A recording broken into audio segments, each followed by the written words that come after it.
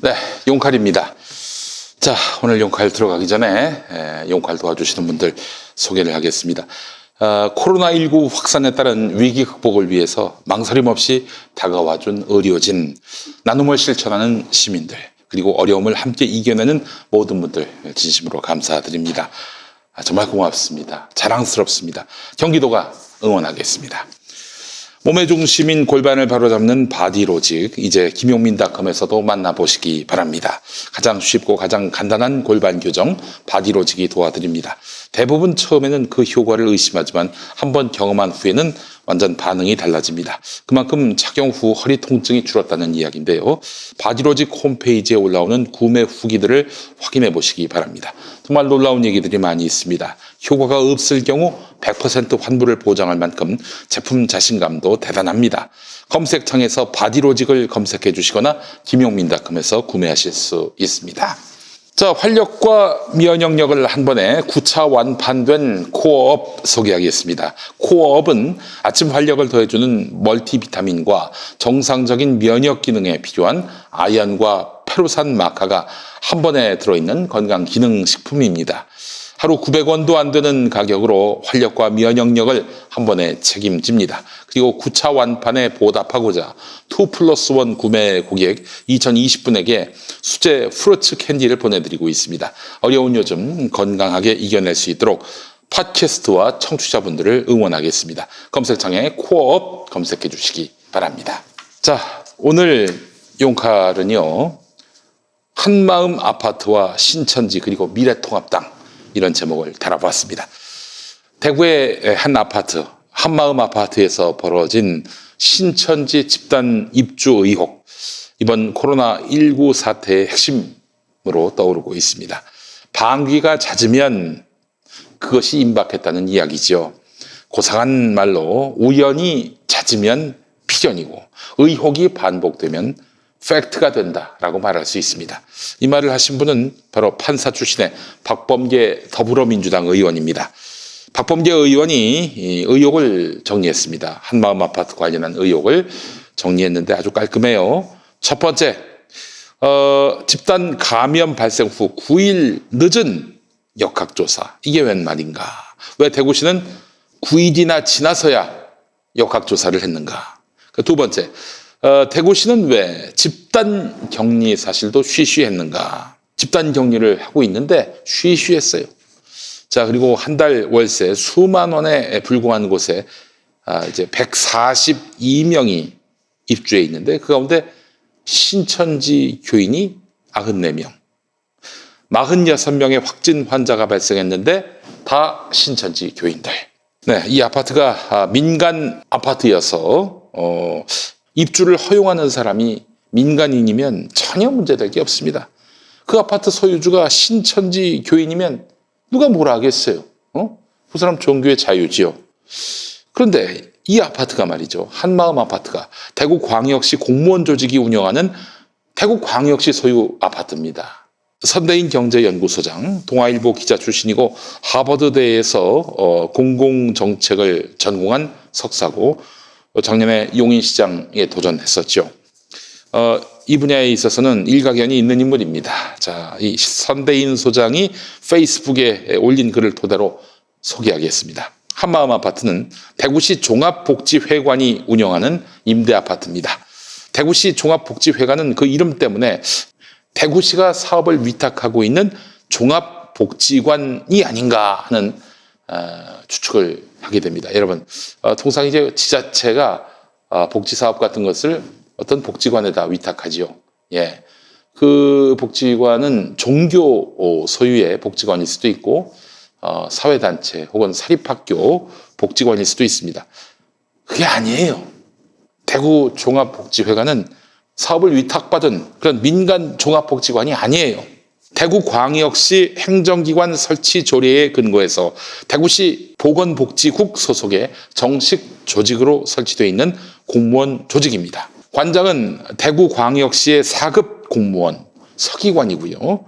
한마음 아파트를 운영하는 복지지원과장은 5급 공무원 사무관입니다. 예산도 있습니다. 올해 기준으로 41억 3천만 원의 예산으로 운영되고 있습니다. 근데 핵심은요, 이 아파트의 입주 조건입니다. 이게 매우 까다롭습니다. 입주 대상은 대구 시내 사업장에 근무하는 35살 이하의 미혼 여성 근로자고, 입주 기간은 2년인데 1회에 한해서 연장할 수 있다는 겁니다. 그러니까 최대 4년까지 거주할 수 있다는 것이죠. 한마음 아파트가 1985년부터 운영되어 온 낡은 아파트입니다. 딱 봐도 이 아파트가 최신식 같진 않아 보이죠? 자, 그런데 말이죠. 월 임대료가 22,000원에서 54,000원입니다. 와, 정말 싸지요. 아무리 그 비수도권이라 할지라도 이건 정말 놀라울 정도의 저렴한 임대료입니다. 그래서 입주 경쟁이 상당히 치열하다고 합니다. 그런데 142명 입주자 가운데서 신천지 교인이 94명, 68.6%입니다. 3분의 2예요. 네, 여러분 이게 가능합니까? 시형 아파트인데 어떻게 입주자 3분의 2가 특정 종교 교인입니까? 아무리 뭐 불교, 기독교가 많다 하더라도 이 정도까지는 안 나올 거예요. 물론 이런 가정도 가능할 것 같습니다. 현재 입주자의 3분의 2가 신천지지만 입주할 당시에도 이랬을까 하는 점입니다. 쉽게 얘기해서 처음에는 신천지가 아니었는데 입주한 뒤에 신천지 신도, 그 아파트에 입주한 신천지 신도에 의해서 포교가 돼서 나중에 신천지 교인이 됐을 가능성입니다. 근데 말이죠. 불과 2년 또는 4년 만에 소수의 신천지 교인 수가 그렇게 폭증했다? 이건 상식적으로 납득이 안 됩니다. 결국 최근 4년 동안 지원자의 대다수가 신천지 교인이었거나 아니면 대구시가 입주자 선발 과정에서 신천지 교인들에게만 특혜를 준 것이 아니냐, 또는 둘 다이거나. 자, 이에 대한 권영진 대구시장의 해명이 나왔습니다. 지금 화면 보고 계시죠? 신천지 교인들 중 일부가 먼저 이 아파트에 입주하게 되면서 이 아파트를 계속해서 자기 교인들에게 소개하면서 아파트의 다수의 교인들이 살게 됐다. 하하. 권영진 시장님, 이 아파트가 민간 아파트면 그게 말이 됩니다. 근데 시형 아파트예요, 시형 아파트. 대구 광역 시형 아파트예요.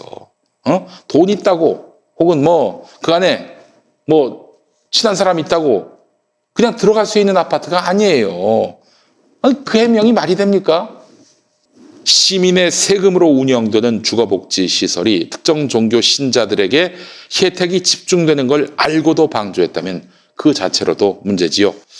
자, 그런데 대구문화방송 보도를 보니까 한마음 아파트의 한 주민이 입주 신청할 때 종합복지회관 담당자, 즉 시 공무원으로부터 종교가 뭐예요? 이런 질문을 받았다고 합니다. 이거 뭐 신천지 맞춤형으로 이 아파트 입주권이 공여된 것은 아닌지 묻지 않을 수가 없는 것입니다. 한마음 아파트는 한꺼번에 공개 모집을 하기보다는 빈집이 생길 때마다 연중 수시로 입주자를 모집한다고 하네요. 관계 공무원이 마음을 먹으면 얼마든지 원하는 사람에게 먼저 연락해서 입주하게 했다는 겁니다. 대구시는 밝혀야 합니다. 누가 입주 담당자였는지, 그가 신천지는 아니었는지 따져야 합니다. 신천지가 아니라 불교, 개신교, 천주교라도 이러면 안 되는 겁니다. 그게 공공시설 아닙니까, 사실. 자, 이런 가운데 개신교 쪽에서 이단만 집중적으로 파고드는, 또 사이비만 집중적으로 파고드는 전문 월간지가 있습니다. 현대종교라고. 제가 초등학교 때부터 이 현대종교를 알았습니다. 저희 아버지가 이 현대종교에 기고를 하셨거든요. 지금도 아주 굉장히 명성과 또한 그 전문성이 빛나는 현대종교입니다. 그 여러분 탁명환 소장 아시죠? 이단으로 보이는 사람들에게 테러를 당해서 세상을 떠나신 분인데, 그분의 아드님들이 아주 훌륭한 이단 사이비 전문가들이에요. 그 아드님이 그 발행인인데, 자, 이 현대 종교가 대구에서 신천지에 포교당한 경험이 있었다는 A씨의 제보 내용을 보도했습니다. A씨 말이 이렇습니다. 당시 어려운 집안 사정을 들은 신천지 신도가 독립을 권유했다는 겁니다. 그 집에서 나오라는 그런 권유를 했다는 거예요. 적극적으로 도와주며 살 곳을 알아봐 주겠다고 했는데 거기가 한마음 아파트였던 거예요. 또 이 A씨는요, 신천지 신도가 모든 서류 접수를 다 해주었다, 이렇게 말하면서 이번 사태를 보니 너무나 무섭고 섬뜩하다, 이렇게 전했습니다. 여러분 소름 돋지 않습니까? 근데 신천지 포교의 핵심은요, 여러분, 가족과 떼어내기입니다. 가족과 떼어내기. 가정 파괴를 하는 거예요. 여러분, 그러니까 신천지는 사교입니다. 사교예요. 가족을 이렇게 해체시키는, 이런 게 무슨 종교입니까? 사입이지.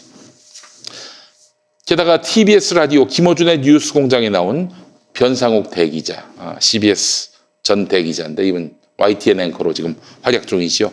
대한민국에서 가장 신천지를 잘 아는 저널리스트입니다. 제가 가장 존경하는 또 저널리스트고, 이 변상욱 대기자가 한 말이 있습니다.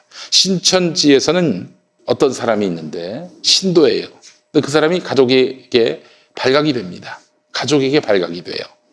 신천지임이. 그러면 신천지는 이 사람한테, 가족한테 발각된 이 사람한테 가출을 종용합니다. 대학생들 같은 경우에는 특히 부모한테 들켰으면 그냥 집에서 나와버려, 이런다는 거예요.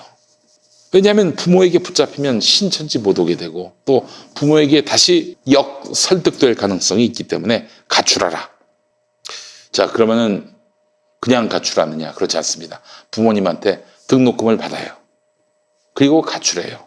그 등록금은 신천지에 갖다 바치는 경우도 있죠. 이렇게 해서 2012년, 2013년 신천지 때문에 가출한 대학생 그 수가 약 2만 명 정도 되는 것으로 파악되고 있습니다. 그러니까 이 부모님들이 내 자식 내놔라 이러면서 이 신천지 이만희 앞에서 시위를 벌이는 거 아닙니까? 그게 내 가족의 일이라고 생각해 보세요. 얼마나 끔찍합니까? 내 사랑하는 아들, 딸이 집을 나가요. 그리고 신천지 품에 안겨가지고 나올 생각을 하지 않아요. 미치고 환장할 노릇인 거지. 자, 변상욱 대기자가 또 이런 말을 했습니다. 이들은 신천지 측이 신천지 교회 근처에 알선해준 일종의 피해자 숙소에서 집단으로 머문다. 그렇습니다. 한마음 아파트 근처에 신천지 교당이 있었어요. 변상욱 대기자는 숙소는 신천지 측이 알선만 해준다, 이렇게 말했습니다. 알선만 해준다. 경비는 다 개인 부담. 이게 무슨 얘기냐? 신천지가 만약에 숙소를 자기 명의로 가져봐요. 전월세 등기를 갖고 있는 건물 숙소에 이 신자, 가출한 신자를 들어가게 하면은 가출 종용 등의 문제로 법적 제재를 받을 수 있거든요. 그러니까 이 전월세 등기는 신천지가 아닌 그 시용 아파트 얼마나 좋아요.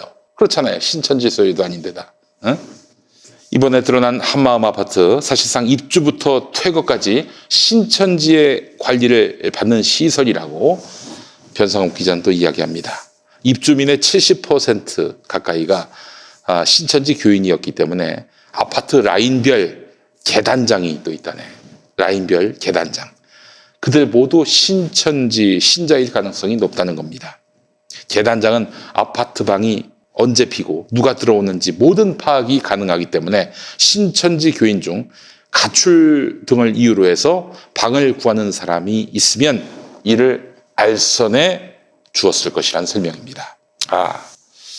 종교가 참 무섭죠? 신천지는 이렇습니다. 변상욱 기자는 한마음 아파트의 법적 관리 주체인 대구 공무원들이 이 사실을 알았는지는 확실하지 않다고 말을 하고 있습니다. 네, 그럴 가능성이 있는지 없는지 알 수가 없지요. 저는 설령 그렇다 하더라도 대구시 공무원들이 전혀 몰랐다 하더라도 대구시의 책임이 없지 않다고 봅니다. 아니, 미래통합당의 지방정부 수준이 여실히 드러나는 거예요. 그렇지 않습니까? 신천지가 시형 아파트 전체를 다 집어삼키는 이 상황에서도 몰랐다? 근데 몰랐을 수가 있나? 정말 신천지가 문제라고 생각됐다면 앞장서서 들춰내고 이런 일이 있었습니다. 뒤늦게나마 이런 실상을 알립니다라고 국민들 앞에 머리 숙여서 보고를 해야죠. 근데 그러지 않았습니다. 집단 감염 발생 후 9일이나 늦게 역학조사를 했고 그렇게 해서 집단 격리를 했는데 이 사실을 쉬쉬했어요. 이게 신천지를 봐주고자 또 이 사건을 덮고자 하는 마음이라고 읽지 않는다면 도대체 어떻게 읽어야 한다는 말입니까? 왜 미래통합당은 조기에 신천지와 손절을 못했을까요? 판단 능력이 없어서였겠지요. 선의로 보자면. 그런데 그런 것 같진 않아요. 신천지 이탈자 중에 최고위층이었던 신현욱 목사, 이분이요, 과거 이만희 지시로 신천지 교인 수천 명이 한나라당에 입당한 사실을 전했습니다. 이를 두고 미래통합당이 신현욱 목사를 고소한다고 했나 고발한다고 했나, 하여간 법적으로 대응하겠다 이렇게 얘기하고 있는데요. 미래통합당이 신천지와 무슨 관계인지 의심은 많이 가지만, 또 덜어는 규명된 것도 있지만 아직 둘 사이의 네트워크의 실체가 전부 드러나지 않았습니다. 요즘 미래통합당은 자꾸 문재인 정부를 상대로 중국을 왜 봉쇄하지 않느냐, 중국한테 약점 잡혔냐면서 계속 공세를 퍼붓고 있습니다. 제가 묻겠습니다. 미래통합당은 신천지에게 약점 잡혔습니까? 미래통합당 제대로 이 실상을 국민 앞에 소상히 밝히지 않는다면 이번 선거는 신천지 선거가 될 것이 너무나 명약관화해 보입니다. 용칼이었습니다.